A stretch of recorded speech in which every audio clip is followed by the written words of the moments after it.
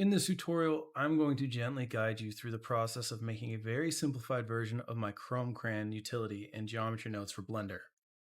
If making this tool from scratch is not interesting to you, and you'd rather just get access to the tool that I made that's a bit more sophisticated and a bit more efficient, download link is in the bio. It is available to all Node Dojo members, and you can also just get it on its own. While it may seem that this is an impossible node tree to recreate at your current skill level, what it actually is 5 much easier, more doable node trees in a trench coat. So I took the liberty of drawing a simplified diagram that we can use to follow along. First, we're just going to make a curve object that draws on a two-dimensional plane. Then, we're going to make it so that a grid will procedurally draw itself around the outer edges of anywhere a curve is drawn. Next, we're going to use those curved lines to create a cutter. And the outline of that cutter and its distance from the curved line itself will be left to be defined. We can have control of that. From here, we're ready to move on to sigilizing. Not a real word, by the way. I made it up as a way to describe this step, which sounds really complicated, but it's actually one of the easier parts of this whole thing. But we're going to tell each of the vertices in this grid object to kind of average out their location relative to all the other ones. And it's that step that creates the thicks and the thins of this form that give it so much visual appeal and makes it so distinct. Now we're almost done at this point, but it's still very 2D and flat, and we need to make it 3D with the displace step here. And how we're doing that is we're telling every vertex in this grid that the further away it is from these edge lines around the outside of this form, the higher up it needs to go on the z-axis. And that's all we're doing. Add a chrome material, now we have our sigil, and it is ready to be put to good use and for magic to be made. Okay, so now let's break down each of those steps node by node. All we have done so far is we have a Bezier curve object set to the origin point, and when we draw on it, we make sure it's set to cursor, and the cursor is set to the plane that we are intending on drawing on. If for whatever reason you draw and it breaks that plane, messes things up, just so you know. We applied a geometry node modifier. First we've made the curve, now we want to make a bounding grid. The way we're going to do that is to use a bounding box. Now a bounding box draws a three-dimensional box around an object. We only need a two-dimensional box, so we're going to create a flattened two-dimensional box using the bounding box as the basis for that. The way we're going to do that is use a vector math subtract node, subtract minimum from the maximum. Then we're going to separate XYZ node to get the X and Y values to feed into a grid. So again, these are the main nodes here, bounding box and grid, using the bounding box to inform the grid's dimensions. One problem though, wireframe, is it's changing. You can see it changing.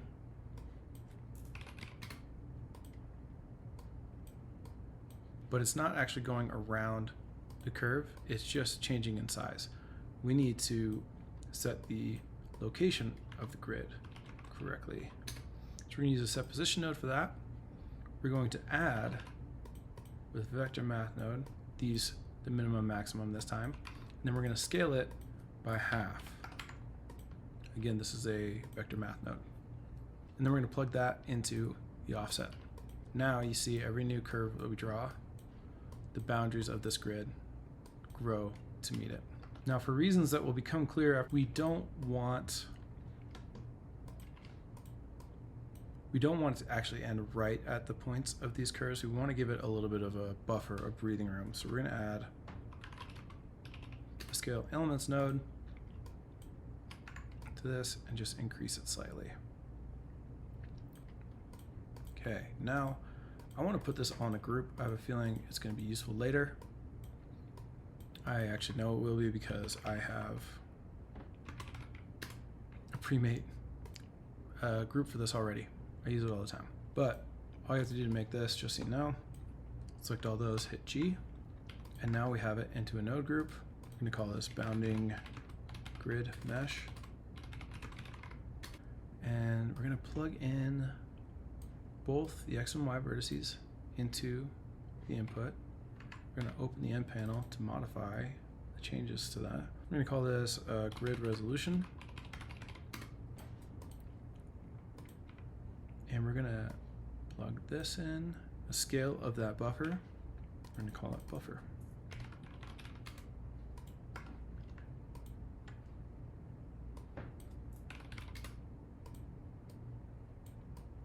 So now we can see we can change up really fast. Change the buffer, and we can change the grid resolution. So let's plug actually the grid resolution to the parent modifier, which will then input will then show up in this modifier. So that is bounding grid mesh. Now we want to separate all the mesh faces that are close to these curved lines and delete the rest. So we're going to use a separate geometry node. Set that to faces. And now we need to plug into the selection this information. What mesh faces are close to this curved line and which ones are not. To accomplish that, we are going to use a geometry proximity node. And we're going to also need a curve to mesh node because the geometry proximity node does not read curves. It only reads mesh. So we got to convert it to the curve to a mesh first. And we need to set this to edges. Then we're going to plug this into a map range node. Let's plug this bounding mesh that we have into a viewer node, into the geometry, and then the value from this map node to show us what is actually happening here. So it's geometry proximity is reading the location of this mesh, but notice when we hit the from max that we can control the distance that this this detection process is happening, but it's very soft and fuzzy, and we want to actually define the limits of that edge. We want it to be either black or white. So we're going to use a greater than node for that purpose. And so to half, and there we go. We get the really defined edges. And as we increase the resolution, you can see just how defined that is. And actually just realized I misspoke. We want a lesser than to make the mesh close to the curved lines white and the ones beyond that limit to be black. Okay, so now let's plug it into that, the viewer node, and plug the less than into the separate geometry node. There we go. We have that soft guy separated out. Now let's give ourselves some nice handy controls on the modifier. So the from max value here we can see is what's controlling the distance from the curved line, which is therefore defining the thickness of this. We'll call this line thickness. Plug that in, open up the end panel, rename this line thickness. Okay, now we're already to the sigilize step, which again, I mentioned is a bit easier than you'd expect. And it's really cool how it works for that reason. But we're gonna use a set position node. We're gonna use a blur node, blur attribute node, and we're gonna plug a position node into the value here. That is it. Now, as we increase the iterations of the blur, it does the sigilizing. That's the juice of the sigilizing process. We're going to plug this iterations into the modifier input. We're going to name this Sigilize.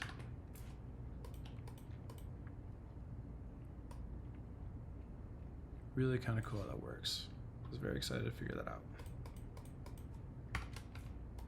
I'm going to group this and call it Sigilize. And here too, let's group this curve cutter parameters.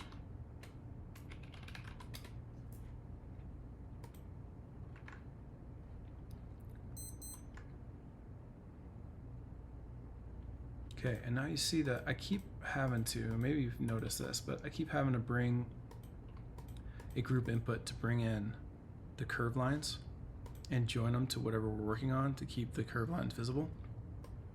And it's making a mess. So I'm gonna just add this to the group more permanently, and I'm adding it to the very end, right at the group output. I'm gonna give that, name this fin, or the end.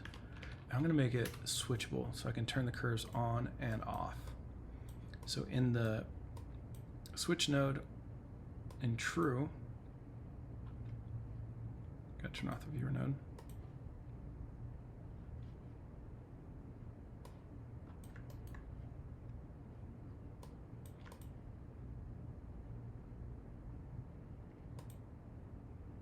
I just turned off everything. So in the switch node in true, plugged into true is both the mesh that's being created and the curves. And in the false, I'm just going to want the mesh only. So when I turn off that switch, it turns off the curves. Now I'm going to plug that switch into the input. It's right here. I'm going to name that curve line previews. Now I have a handy little way to turn on and off the curves if I want to see them. And since that's here, I don't have to keep making it. All right, so to recap, we have the curve object here, we have the bounding grid mesh, we have the cookie cutter parameters, and we've cut it. We've made the soft guy. That's the soft guy. We've now sigilized it, and we've gotten to that 2D form.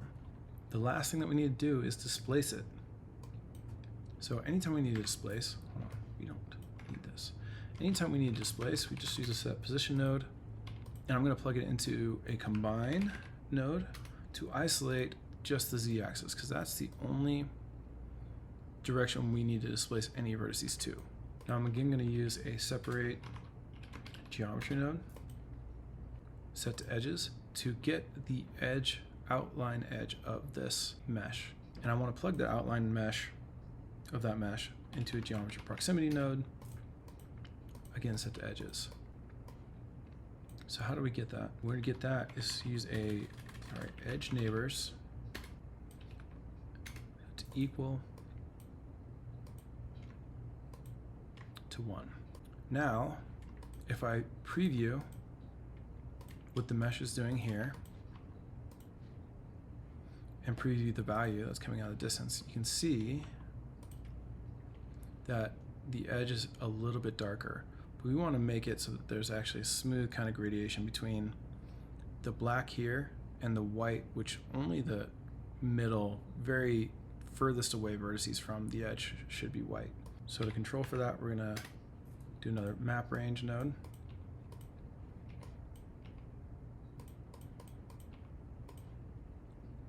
We're going to increase this number here.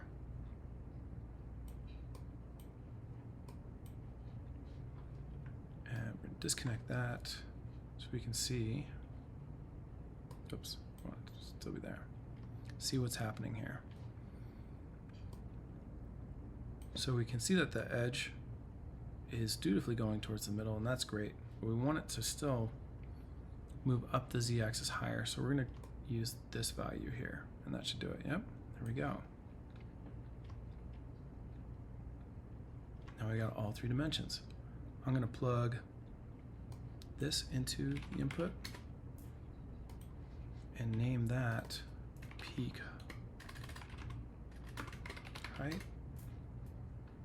And I'm going to do something else to give it just a little bit more control and flavor. I'm going to use a smooth minimum node out here. And what that's going to do is it's going to truncate the peaks to a certain height, and anywhere the peaks would go, usually go over that height, it's going to cut them right off. So by increasing that to the level of this from max, or is it the peak height? So 5, 5.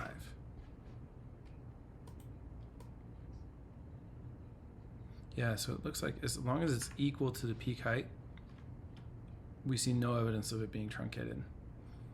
So what I'm going to actually do is I'm going to pull that peak height value here, hit subtract math node, put that in to this, and now as we increase that, it'll increase the truncation.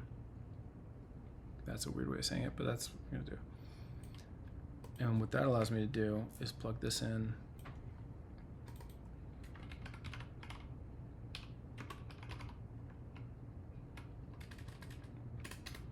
now it's a usable value. And when it's, I'm going to put the minimum to 0 and the default to 0. And so as long as it's 0, it's not affecting anything. Now what this distance here is doing, if we put this up to 3 or 4, you'll see The distance is controlling how soft the transition is. The way that just kind of rolls off the edge. So if we bring that down to 0, it should sharpen it all the way. Let's increase the grid resolution so you can really see it.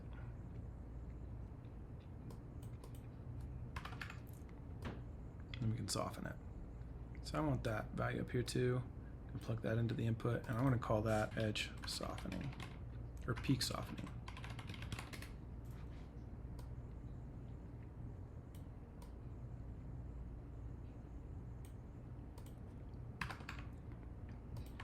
Do 2, I'm gonna do 1. All right, that's a little bit of interest, I feel like. Maybe. See how it looks.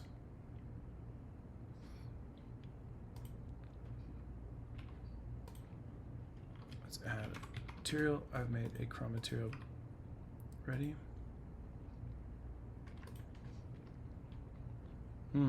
Cool. Now the issue, we got this very pixelating look that's kind of dope actually in some ways, but now what we want here, we want to soften that. So we're going to add a set shade smooth node. Yeah, that softens it right up. Oops. There we go. We got our chrome tool.